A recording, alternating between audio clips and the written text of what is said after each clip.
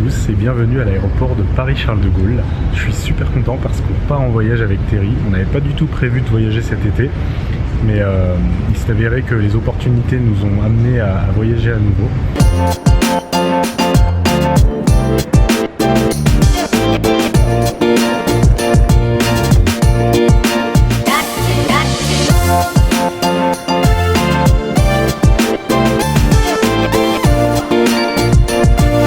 Cet été, on est descendu dans le sud de la France parce qu'on avait un mariage. C'était un peu l'été des mariages. Il y avait notre mariage qui était en juillet.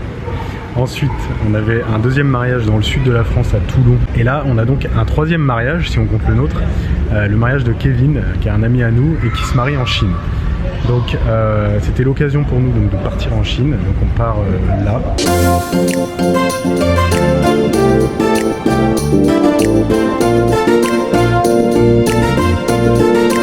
Alors en fait, il faut savoir que c'est pas la première fois qu'on va en Chine, puisqu'avec Terry, on a passé 9 mois d'études là-bas. Et du coup, en fait, on a pas mal visité la Chine à cette période-là, parce que en Chine, il y a un mois, qui est le mois du Nouvel An chinois, où en fait tous les étudiants ne travaillent pas. Et du coup, c'est vraiment un mois de vacances complet, donc on en a profité pour voyager et faire un grand tour de Chine.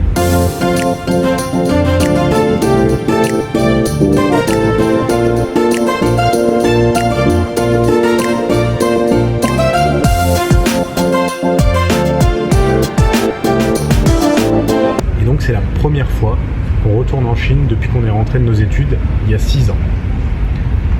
Donc ça fait bizarre. J'avoue que moi je suis impatient. Je suis un peu triste parce qu'en fait on va rester qu'une semaine. On va rester qu'une semaine parce que avec nos boulots respectifs, etc., on n'a pas vraiment pu avoir de jours supplémentaires. Mais c'est déjà bien, je suis super content d'y aller. Donc là on a un premier vol de 11h40 jusqu'à Canton. Ensuite on a une escale et on a un deuxième vol de 2h30 jusqu'à Xi'an.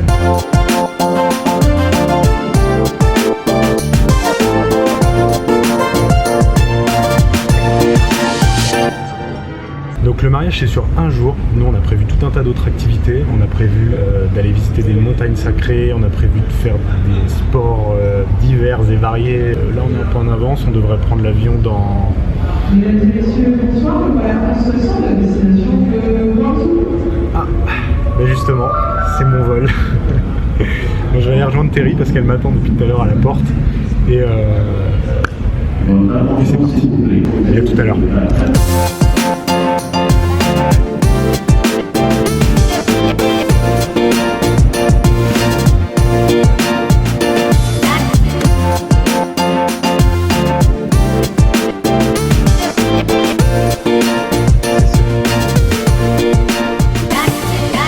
Trop bien d'avoir un chauffeur.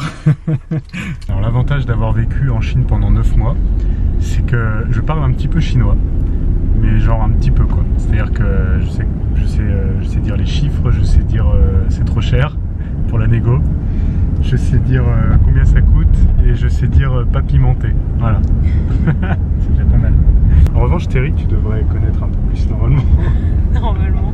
Terry connaît un peu mieux parce que sa mère lui parlait en chinois quand elle était plus petite. Je pratique pas assez. Elle pratique pas assez donc elle a oublié, mais elle comprend surtout beaucoup, mais elle trouve pas les mots tout de suite pour communiquer. Mais c'est déjà pas mal de comprendre, ça va nous aider je pense. Donc 45 minutes plus tard, nous voilà arrivés à l'hôtel. On va aller se coucher direct parce que ça fait 18 heures qu'on voyage. Donc on commence à être un peu fatigué. À demain.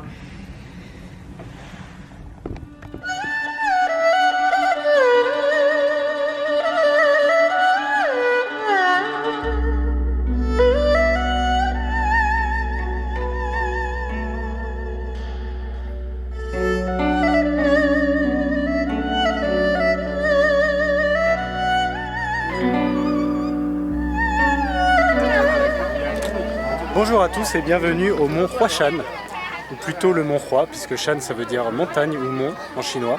Donc Huashan c'est en fait une montagne sacrée dans lesquelles vivaient des sages et des ermites. Et aujourd'hui c'est très touristique puisque comme vous pouvez le voir, je marche sur des escaliers. C'est pas du tout naturel. La vue est naturelle, mais tout a été aménagé en fait pour pouvoir le visiter en famille. Il y a plein d'enfants, il y a plein de familles. Comme c'est une montagne sacrée, les gens déposent ces petits cadenas là. On a beaucoup à vendre, ça fait un peu comme le pont des amoureux à Paris. Donc les gens achètent les cadenas et les petits rubans rouges à l'entrée du parc et ils viennent les accrocher un peu partout dans le parc. Je pense que c'est pour porter bonheur. Donc on est à 1h30 de Xi'an, la ville dans laquelle se trouve notre hôtel. On n'a pas mis 1h30 pour arriver jusqu'ici. C'était un peu fatigant de venir ici, mais bon, pour le moment ça en valait le coup. On se posait la question il y a quelques minutes, mais pour le moment ça va. Mais en fait, après avoir fait 1h30 depuis Xi'an, on a dû faire la queue pendant presque 2 heures avant de pouvoir rentrer dans le terminal où on doit prendre un bus. Après on a pris un bus qui nous a monté jusqu'au pied du téléphérique. Là il y a un petit village dans lequel on peut manger, etc. Donc nous on a profité pour manger un peu parce que, mine de rien, on est parti à 7h ce matin de l'hôtel, mais le temps de faire la queue, etc., il était déjà midi.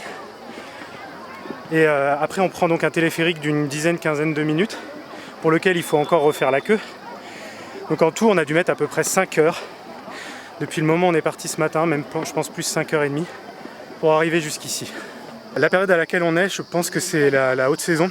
Je pense qu'en hiver, fin de l'été, automne, début hiver, ça doit être plus agréable et il y a sûrement moins de monde. Alors en fait il y a 5 sommets ici à Huashan. Il y a le sommet central, le sommet du nord, du sud, de l'est et de l'ouest. Et nous on est arrivé par le sommet nord, donc c'est là où le cable, le téléphérique arrive, les télécabines. Et ensuite il faut marcher jusqu'au sommet qui nous intéresse. Donc nous actuellement on se trouve sur le sommet nord, et là on est en train de grimper pour aller jusqu'au sommet est, et ensuite marcher jusqu'au sommet sud, qui est le sommet le plus haut de Huashan. Donc vous voyez cet escalier là, il va falloir qu'on monte tout ça jusque dans les nuages.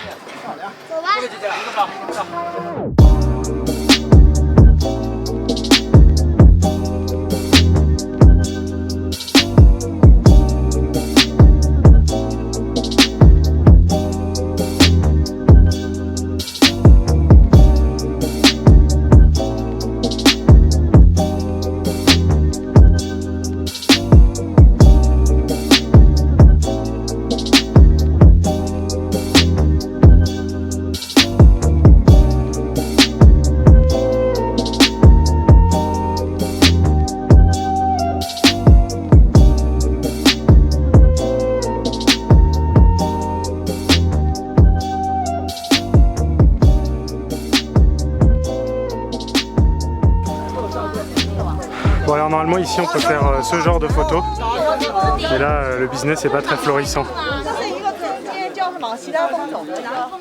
Il y a un peu trop de nuages. Alors il y a différents hôtels à différentes altitudes, il y a différents restaurants aussi, et dans celui-là, si vous avez un peu souffert, vous pouvez vous faire masser les pieds. Voilà. Je sais pas combien ça coûte. 10块钱。 10块. 10 Non, 10块. Bah c'est trop cher. 10 yuan la bouteille d'eau, c'est de l'arnaque. On préfère avoir soif. Au pire, on attendra d'être un peu plus haut. Et je suis quand même plutôt content de voir qu'elle m'a compris. En une phrase, j'ai pas eu besoin de me répéter, elle a compris, je lui ai demandé le prix de la bouteille d'eau. Par contre, j'ai pas compris la réponse. J'ai compris 2 yuan, c'était 10.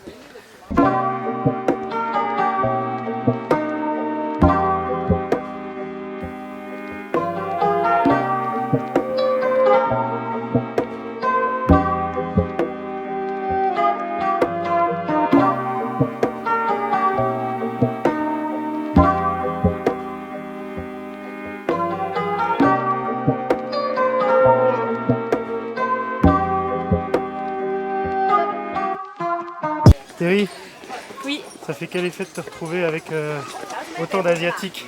je me sens perdue. Ils sont pas trop comme moi. Ils sont pas trop. Ils font pas trop attention. Ah, ça c'est sûr En que ça plus, bouscule. Il y en a beaucoup trop. Là, ça fait que 1 jour. Et je trouve qu'il n'y a Mais- pas assez de blanc. C'est parce qu'on s'est pas habitué encore. Ouais, c'est ça. Ça devrait être mieux après. C'est vraiment... regarde. En même temps, on est un peu chez eux. Hein. Alors c'est vrai qu'il n'y a pas trop d'organisation au niveau des escaliers, de la descente, des montées. Tout le monde fait un peu ce qu'il veut. Et c'est un peu, ça donne lieu à des bousculades et parfois des embouteillages dans les escaliers. Sachant que le seul truc qui nous retient de tomber dans le vide, c'est ces ces chaînes là, pas très solides, pas du tout rigides, sur lesquelles plein de cadenas ont été accrochés, donc pour se rattraper c'est juste pas du tout pratique.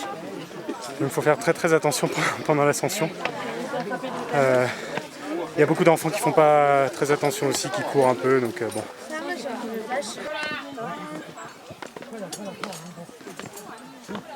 Alors en fait il y a très peu de touristes étrangers, j'ai dû en croiser une dizaine à peu près, parce qu'en fait l'attraction principale de Xi'an c'est pas du tout la Huashan, mais c'est le mausolée de l'empereur Qin. En fait il s'agit d'une armée de soldats en terre cuite qui a été complètement enterrée il y a des années, et ça a été découvert un peu fortuitement comme ça en faisant des fouilles dans les années 70, donc c'est très récent, et depuis ça a été classé au patrimoine de l'UNESCO. Et comme je vous l'expliquais, nous on a fait 9 mois en Chine et on est déjà venu à Xi'an. Et du coup ce mausolée de l'empereur Qin, on l'a déjà fait. Malheureusement à ce moment-là je filmais pas beaucoup et je faisais pas encore de vlog, donc j'ai quelques photos que je vais vous montrer. Mais on s'est dit que ce serait bête de le refaire étant donné qu'on l'avait déjà fait et qu'on a très peu de temps sur place. On a réussi, on l'a fait. On est au niveau du point, je pense, le plus haut, là où on peut faire l'escalade sur les planches en bois. C'est vraiment dur. Il y a de moins en moins de monde au fur et à mesure qu'on monte parce que c'est vraiment dur. Bon, malheureusement, on était censé faire cette activité où on doit marcher sur des planches dans le vide, accrochées à la falaise. Mais quand on est arrivé, il y avait déjà trop de monde pour commencer l'activité, et vu la queue qu'il fallait faire, on aurait raté le dernier retour en télécabine pour redescendre la montagne.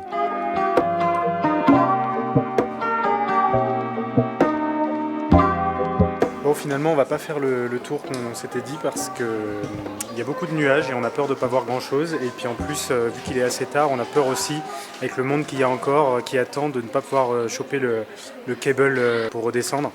Donc on a préféré s'asseoir et boire un petit coup avec notre guide en admirant cette magnifique vue et redescendre tranquillement et être sûr de pouvoir rechoper notre chauffeur qui nous attend en bas. Voilà. C'est ça sent beaucoup le canard. Il y a des os. C'est mon ami ici qui m'a offert mon petit un petit.